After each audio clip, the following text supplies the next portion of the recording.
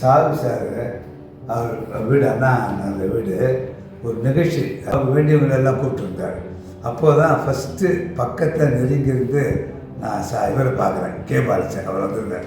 வந்து பேசியிருந்தது நான் வந்து உங்களோட ரசிகன் சார் சொன்னேன். அது சிரிச்சுட்டார். அப்போ அது மாதிரி இதுக்கப்புறம் இந்த புள்ள டீட்டெயில் பேச முடியல. ஏன்னா நிறைய பேர் வந்திருந்தாங்க. அவங்கவுங்க கேபி சார்ட்டு பேச ஹாஸ்பிட்டல் இருந்தாங்க. அதுதான் முதல்ல சந்தித்தது. அவரே எனக்கு உலகத்துக்குமே தெரியும். இன்னும் எல்லாருக்கும் தெரியும்னு சொல்ல முடியாது அந்த காலகட்டத்தில். ஏன்னா அதுக்கப்புறம் வந்து பழகும்போதெல்லாம் ஞாபகம் வச்சுருந்தார். ரெண்டாவது பார்த்தபோது ஞாபகம் வச்சுருந்தார். சாவி சார் வீட்டில் பார்த்தேன் யார். எனக்கு சந்தோஷமாக இருக்குது. நான் ஞாபகம் வச்சுக்கிறது அது சாதாரண விஷயம். அவர் எத்தனையோ பேர் பார்த்துக்கணும் நம்ம ஞாபகம் வச்சுருக்காரு. சந்தோஷமாக இருக்குது. அப்புறம் எங்கே பார்த்தாலும் ஒரு 10 நிமிஷமாவது 5 நிமிஷம் கூட பேசிட்டு இருப்போம். பாக்கி வந்து நான் ஏற்கனவே சொன்னபோது நான் ஒரு ரசிகன் அவ்வளோதான். அவர்கிட்ட வந்து வெற்றி படங்கள் எடுத்து, ஏன்னா எனக்கு சினிமா தொழில் தெரியாது, நாடகத்தை பற்றியும் தெரியாது. ஆனால் அவருடைய அத்தனை நாடகம் நான் ரொம்ப ரசித்து பார்த்தேன். ஒரு 100 ஷோவாவது போட்டிருப்பாங்க.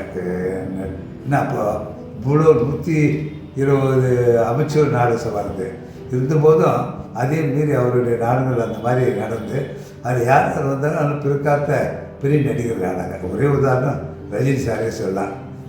கண்டுபிடிச்சி இவர் தான் பிரகாஷ் ராஜ், இன்னும் பல பேர். அந்த இதெல்லாம் வரும்போது அவர் ரொம்ப உயரத்துக்கு வந்துட்டார். நாமளே வந்து கிட்ட போய் பேச தொந்தரவு நினைக்கக்கூடிய சந்தர்ப்பமாக இருந்தது. அதெல்லாம் நாங்கள் செஞ்ச புண்ணியம். அவர் காலத்தில் நாங்கள் பிறந்தது அந்த நாடகங்கள் பார்க்க கொடுத்து வச்சுருந்தது. நான் என் பிள்ளைங்கள்கிட்ட சொல்கிறேன். என் பிள்ளைங்களால் 1-2 பார்த்துருக்காங்க, பேர குழந்தைங்க பார்த்ததில்லை. நீங்கள்லாம் வந்து என் காலத்தில் நான் பார்த்த நாடகங்கள் மாதிரி உங்களுக்கு பார்க்குறதுக்கு கொடுத்துருக்கல.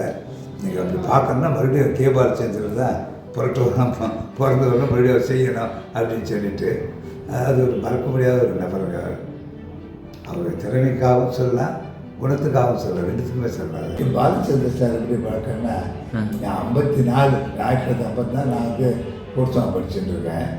அப்போ சும்மா இருக்கும்போது வீடு பின்னாடி காட்டுறதுனால முன்னாடி இருப்போம். அப்போது இவர் நேர் எழுத்தா போல் எங்கள் இந்த பக்கம் நாகேஸ்வர அவர்களில் நம்பர் 5 நாங்கள் நேர் எழுத்தாவில் பிரகாசம் ஸ்ட்ரீட்டில் நம்பர் 4 வி கோன்ற மாதிரி வி கோபாலயர்னு 2 பேர் இருந்தாங்க. எங்கள் கடை கஷ்டம்.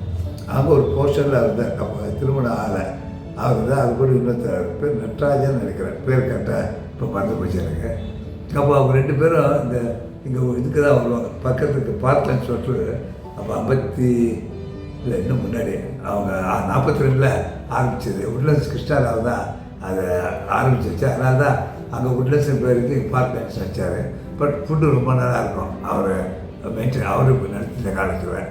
அப்போ இவங்க 2 பேரும் மத்தியானத்தில் சாப்பிட்டு, ஏன்னா நேர் ஏற்றாமல் கேட்டு வீட்டு ஏற்றாவது அவர் வந்து வீடு கோபால் வீடு நேராக பார்க்க நினச்சி ஸ்ட்ரெயிட்டாக வந்து இங்கே கடவாசல் வந்துடும். அப்புறம் அடுத்தது போய் சாப்பிட்டு வருவார். இது பார்த்துருக்கோம். அப்பா அவர் பாலச்சந்திரன் தெரியும்னா அவர் ஏஜி சாப்பிட்டு இருந்தது. நாடகம் கூட ஆரம்பிக்கல. அங்கேயே ஒருவேளை ஏஜி சாப்பிட்டு சின்ன நாடகம் போட்டிருக்கலாம். அப்புறம் பின்னாடி வந்து அவர் கொஞ்சம் புகழ் அடைஞ்சப்பறம் இவர் தான் அங்கே வருவார் நினச்சிட்டு இருந்தேன். ஒரு தடவை முத்ராவில் ஒரு ஆண்டு இந்த பரிசளிப்பு விழா உண்டு இல்லையா, அது பெஸ்ட்டு பாடல்கள் பெஸ்ட்டு நாடகம் அதுக்கு ஒரு கூப்பிட்டு வந்திருந்தார்.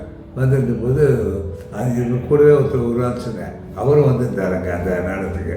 ஏற்று கொஞ்சம் பழைய ஞாபகம் எல்லாம் பேசிட்டு உட்காந்துன்னு அவன் எப்போத்தி சமாச்சாரம் இருக்குமே 50 வருஷம் இருக்குமே இவ்வளோ ஞாபகம் கஷ்ட சொல்ல வாசம் தான் நாங்கள் 14 பொருள் நோய்ச்சி தான் இப்படி வருவோம் அப்படின்னு சொல்லிட்டு ரொம்ப சந்தோஷப்பட்டார். அப்போவே அதாவது அப்புறம் நான் பின்னாடி இவர் ஓரளவு புகழடைஞ்சோன்னா இவர் தான் இந்த தெரிஞ்சது. அப்புறம் இது சொன்னேன். இன்னொரு தரம் நான் மயிலாப்பூர் ஃபைனான்ஸ் இவரும் நானும் ஏதோ நாடகம் பார்த்துட்டு இருந்தேன். இதை பார்த்துருந்தேன். அதாவது அன்றைக்கி ப்ரிசைட் பண்ண வந்தார்னு நினைக்கிறேன். அப்போ அவருக்கு இப்போ ஒரு கால் மேலே கால் போட்டு உட்கார பழக்கம் உண்டு. அவருக்கு இடது பக்கம் நான் உட்காந்தேன். அது வலது காலை இடது காலம் போட்டு ஒரு வேளை சரி என் மேலே பட போதுன்னு நினச்சிட்டு மெதுவாக எடுத்துட்டார். நான் சார் நீ போட்டுக்கலாம் சார், ஆட்சேபம் இல்லை, அதனால் ஒன்று எனக்கு சங்கடம் ஒன்றும் இல்லை. ஏன் ஆச்சரியமாக இருக்குது. நாங்கள் தான் வந்து ஒவ்வொருத்தர் இப்படி பிஹேவ் பண்ணுறாங்கன்னு பார்த்துப்போம். ஏன்னா அதை வந்து எங்கள் கதாநாயகனுக்கு சேர்த்துக்கலாமா அந்த குணாதிசயங்களேன்ட்டு நீ எந்த மாதிரி உள்ளது கவனிச்சிருக்கே அப்படின்னு ரொம்ப சந்தோஷம். அவர் டைரக்டர் இருக்கக்கூடிய ஒரு என்ன கவனிப்பு உங்ககிட்ட இருக்குது அப்படின்னு சொல்லி தட்டி கொடுத்தார். அது ஆனபோது அவர்கிட்ட எப்போவுமே நான் வந்து சார் நீங்கள் பழைய மாதிரி நாடகத்தில் இருக்கணும் சார், இதை கம்ப்ளீட்டாக விட்டுறக்கூடாது.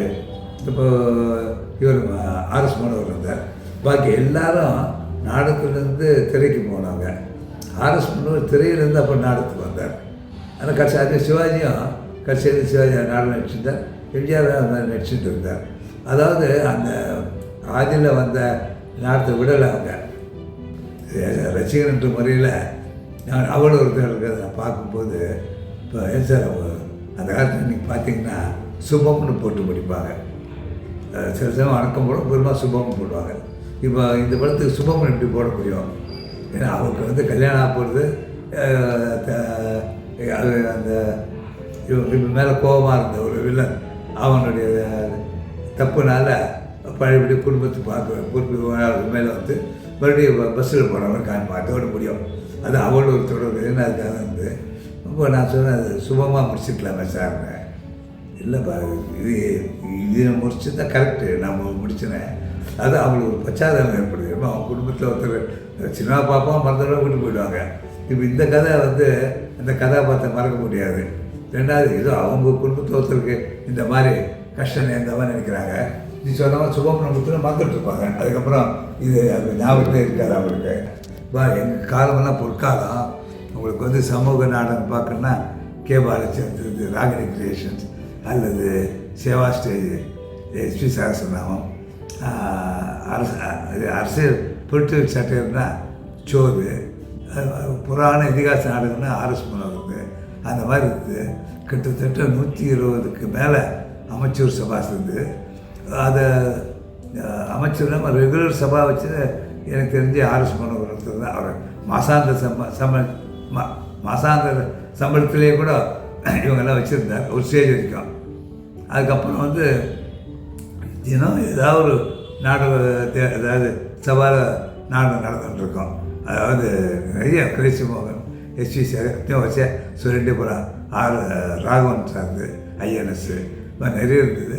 அது வந்து பொற்காலமாக உங்களுக்கெல்லாம் அந்த வாய்ப்பு இல்லாமல் போயிடுது அப்படின்னு சொல்லுவோம். அந்த மாதிரி இவர் வந்து அந்த இது சொன்னதை அது பௌர்ணமி ரெடியாகி அப்புறம் ஐ திங்க் மயிலாப்பூர் பைனான்ஸ் தான் போட்டாங்க ஞாபகம். அப்புறம் ஃபோன் பண்ணார். அப்புறம் போயிருந்தோம்.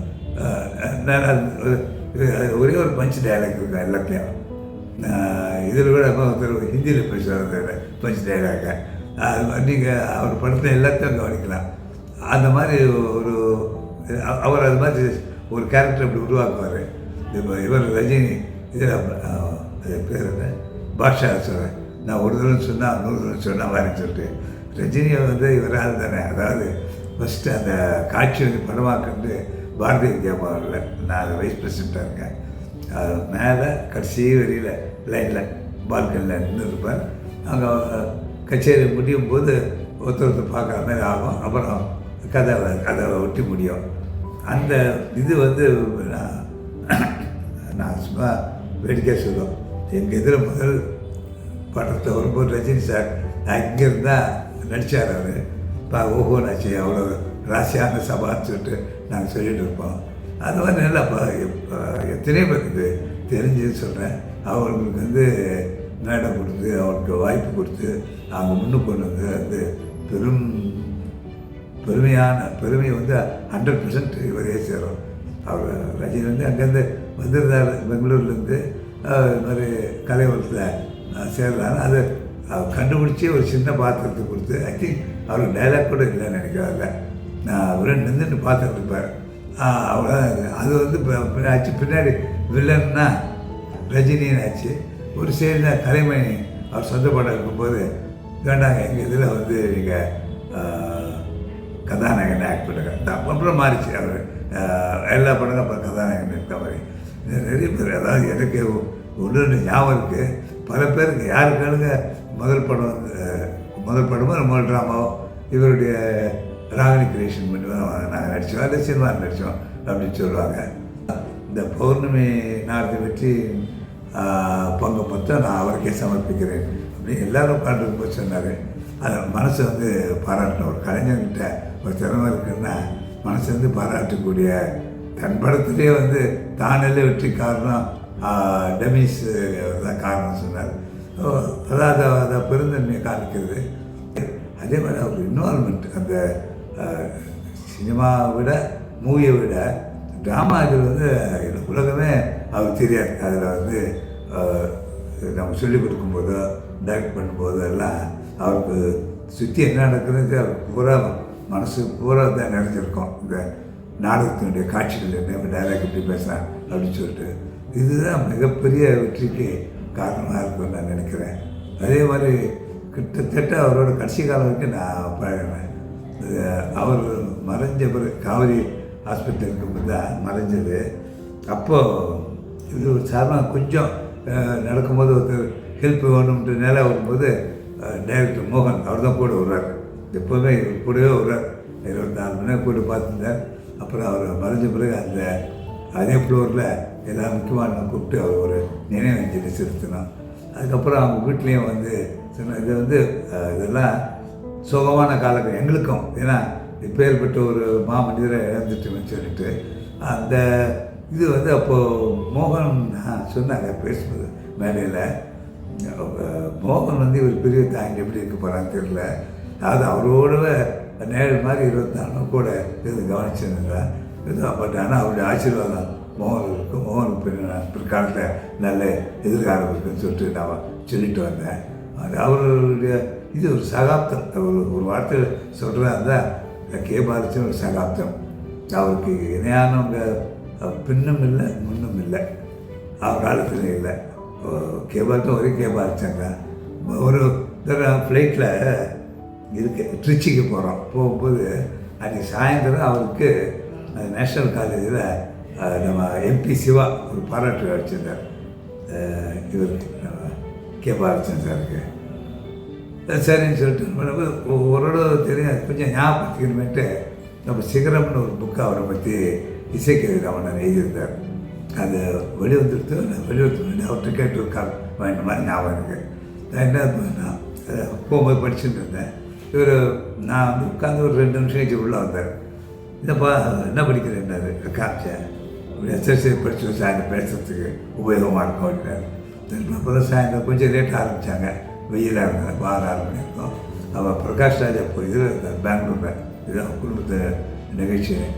அப்புறம் இப்போ மாதிரி நிறைய ஃப்ளைட்ஸ் கிடையாது. அப்போ காலையே வந்தார் அந்த நிகழ்ச்சிக்காக. பிரகாஷ் ராஜ் இவரால் அறிமுகப்படுத்தப்பட்டவர் தான். நிறைய பேர் வந்துட்டு அந்த இதில் வந்து இவர் பேசுகிறது தான் ஹைலைட். பாக்கெல்லாம் அவர் என்ன பேசுகிறாருன்னு காத்துருந்தோம். அதுக்காக சுருக்கமாக எல்லோரும் பேசினாங்க.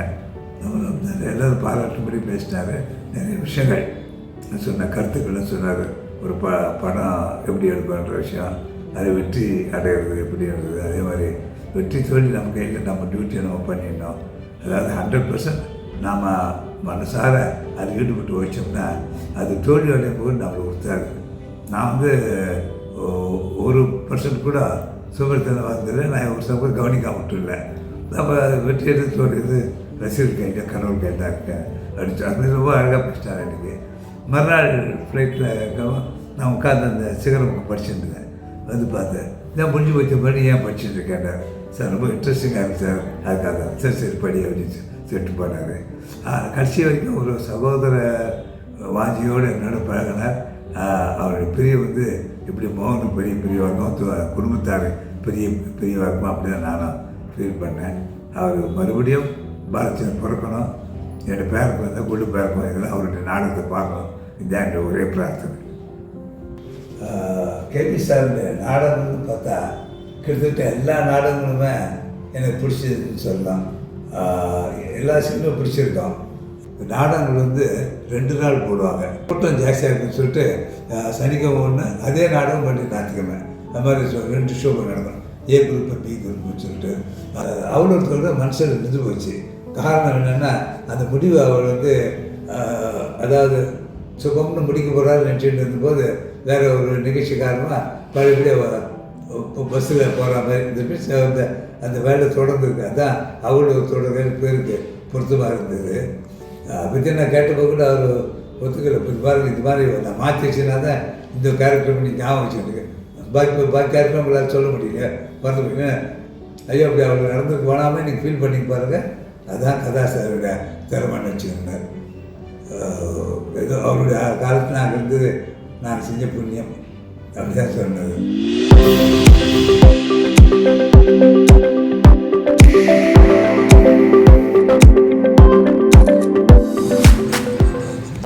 ஏபி சாருக்கு என்ன தெரியுன்றது வந்து என்ன பர்சனலாக தெரியுன்றது எனக்கு லைஃப்பில் மறக்க முடியாத விஷயம்.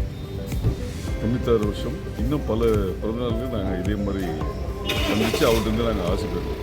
அவர் இல்லைன்னா நான் இல்லை, ஏன்னா அவர் தான் எனக்கு முதல் வாய்ப்பு கொடுத்தாரு. ஸோ இப்போ வரைக்கும் எனக்கு கிடைக்கிற வாய்ப்பெல்லாம் அவரோட பிளெஸிங்ஸ்.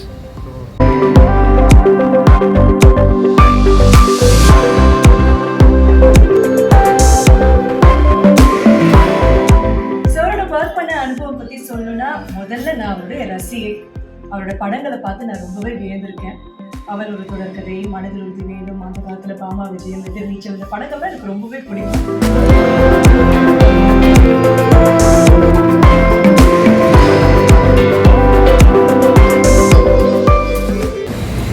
ஏபி சாரோட 96th பர்த்டே செலிப்ரேஷன்ஸ்க்கு வந்திருக்கோம். ஜன்னல், அடுத்த வீட்டு கவிதை, காசாடு விநேசம் சாரோட டைரக்ஷனில் பண்ணது. Lucky, I feel very lucky.